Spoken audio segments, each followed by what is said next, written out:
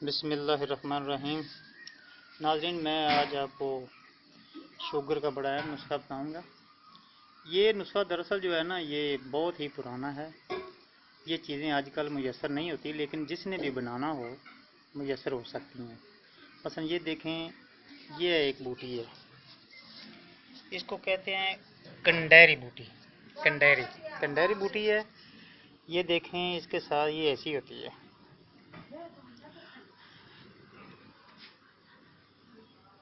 अच्छा, ये कंडेरी बूटी है। ये बूटी लेनी है।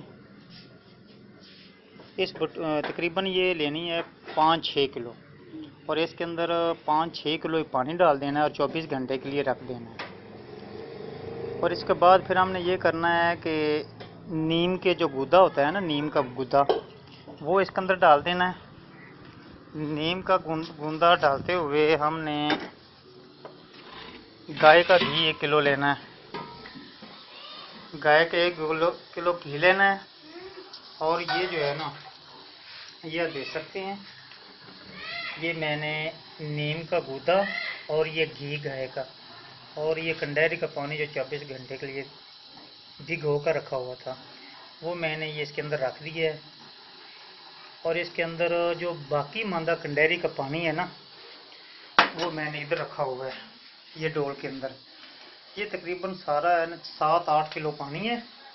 ये हमने इसके ऊपर चढ़ा देना है।